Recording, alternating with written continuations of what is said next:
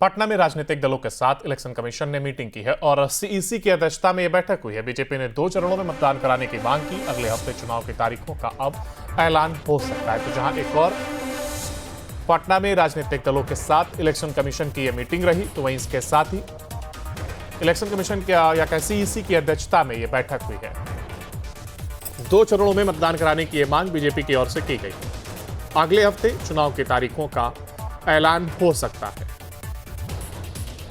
तो जहां एक और राजनीतिक दलों के साथ इलेक्शन कमीशन ने यह मीटिंग की है और ऐसे में कहा जा रहा है कि बीजेपी ने 2 चरणों में मतदान कराने की बात रखी है। हालांकि अब देखना होगा, अगले हफ्ते चुनाव की तारीखों का ऐलान हो सकता है। दरअसल इस मीटिंग के बाद ही कहा जा रहा था कि समीक्षा बैठक के और इसके बाद चुनाव की तारीखों का ऐलान हो सकता है। कुछ समय बचा हुआ है बिहार विधानसभा चुनाव में और ऐसे में अब तारीखों का ऐलान भी संभव है। अगले हफ्ते चुनाव की तारीखों का यह ऐलान किया जा सकता है।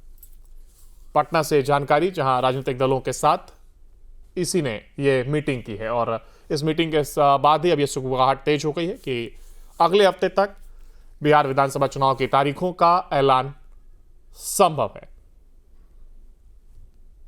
जहां एक और मीटिंग की यह बात कही जा रही थी, हालांकि अब यह मीटिंग हो चुकी है। और इसी पर ज्यादा जानकारी के लिए हमारे साथ हमारे संवाददाता उत्कर्ष हमारे साथ जुड़ गए। उत्कर्ष, एक और देखिए, इलेक्शन कमीशन की यह मीटिंग और कई मायनों में ये कह सकते समीक्षा बैठक भी खास होनी थी और अब सबसे बड़ा सवाल कि जल्द ही तारीखों का ऐलान बिहार विधानसभा चुनाव को लेकर के किया जा सकता है। बिल्कुल लगभग देखिए, अब जल्द ही विधानसभा चुनाव की तारीखों का ऐलान हो जाएगा, क्योंकि आज चुनाव आयोग ने तमाम राजनीतिक दल के साथ मुलाकात की है। करीब 2 घंटे तक ये मुलाकात हुई, लेकिन सबसे बड़ी बात कि चुनाव आयोग ने सभी राजनीतिक पार्टियों को अलग अलग समय पर वक्त दिया। सभी को 10 से 15 मिनट वक्त दिया गया अपनी बातों को रखने के लिए। चुनाव आयोग से तमाम अलग अलग पार्टियों ने अलग अलग मांगे की हैं, जहां पर बीजेपी ने ये साफ कहा है कि 2 चरणों के अंदर चुनाव कराना चाहिए। 2 चरणों के चुनाव की मांग जो है वो की गई। वहीं जेडीयू की तरफ से ये कहा गया कि 1 चरण में ही चुनाव हो जाए, क्योंकि बिहार में दिवाली, छठ ऐसे महत्वपूर्ण पर्व होते हैं, तो जो लोग छठ या दिवाली में घर आएंगे उनके लिए सबसे ज्यादा आसानी होगी चुनाव में वोट देने के लिए। तो वहीं आरजेडी ने भी 2 चरणों में चुनाव की मांग की है। तो मुख्य तौर पर चुनाव को कम समय में कराने की एक बड़ी कवायद जो है वो चुनाव आयोग पे एक बड़ी जिम्मेदारी हो जाएगी। हालांकि 2 बजे से जो तमाम पुलिस पदाधिकारी हैं, डीएम रैंक के अधिकारी हैं, उनके साथ चुनाव आयोग की बैठक जो है वो शुरू हो चुकी है। सभी अधिकारियों के साथ चुनाव आयोग जो है वो करीब 2 घंटे तक बैठक करेगी। इस बैठक में सभी जिलों से संबंधित परेशानी, किस तरीके से पुलिस बल की तैनाती हो सकती है, कितने बूथ बनाए जाएंगे, कहाँ पे स्ट्रांग रूम होगा, किस तरीके की बूथ होगी, किस तरीके की सुरक्षा होगी और खासतौर पर जो नक्सल प्रभावित क्षेत्र है वहां पर किस तरीके की तैयारी होगी, इस तमाम चीजों को लेकर जो बैठक है वो की जा रही है। वहीं कल चुनाव आयोग प्रेस कॉन्फ्रेंस भी करेगा पटना में और ये तमाम जानकारी जो है वो खुद साझा करेगा। बिल्कुल, साथ ही देखिए, ये भी समझना चाह रहा हूँ जिस तरीके से समीक्षा बैठक रखी गई थी, हालांकि राजनीतिक पार्टियों से सुझाव जरूर लिए गए और जिस तरीके से अलग अलग चरणों में, अगर 2 चरणों में चुनाव कराने की बात भी सामने आई। हालांकि अगर आरजेडी की बात करें तो उसने एक चरण में चुनाव कराने की बात अपनी रखी है। समीक्षा बैठक में क्या कुछ खास बातों पर ध्यान दिया गया और क्या उसमें ऐसा खास निकलकर सामने आया जिसको लेकर के, क्योंकि तमाम सवाल चाहे वो विपक्ष की हम बात करें, चुनाव आयोग पर भी उठ रहे थे और तमाम आरोप लगाए गए थे, जिसमें एसआईआर प्रक्रिया को लेकर के भी शामिल रहा, जिसने विपक्ष ने जिसको इसका मुद्दा बनाया और जोर शोर से उसका प्रचार भी किया।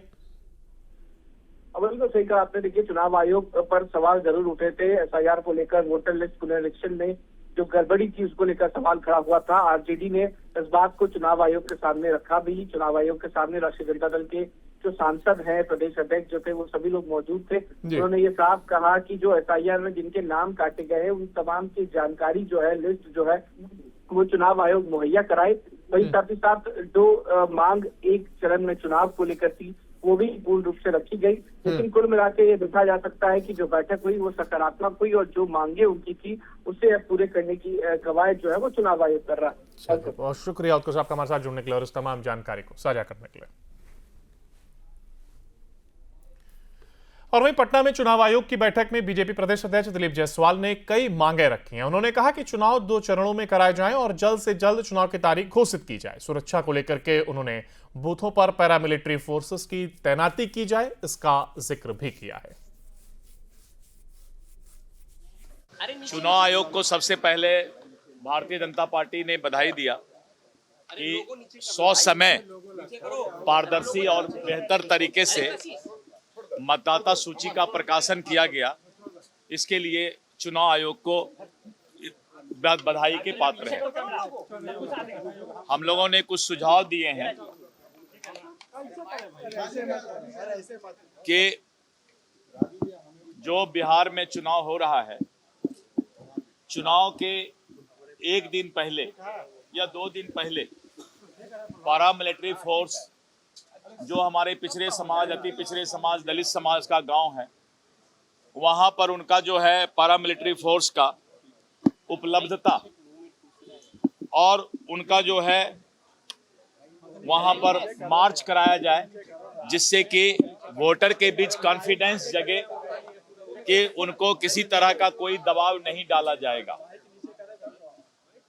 इसके साथ साथ हम लोगों ने जो दियारा क्षेत्र है, टाल क्षेत्र है, नदी के और बांध के अंदर जो लोग गांव सब है, वहां पर घुड़सवार की व्यवस्था की जाए, क्योंकि वहां पर बूथ लूटने की ज्यादा संभावना बनती है। विगत चुनाव में कुछ शिकायत मिला था कि वोटर पर्ची जो है सही समय पर मतदाता को नहीं पहुंच पाया। हम लोगों ने चुनाव आयोग से अनुरोध किया है कि वोटर पर्ची समय पर मतदाता को पहुंचाया जाए, लेकिन उसको पहचान का आधार नहीं बनाया जाए।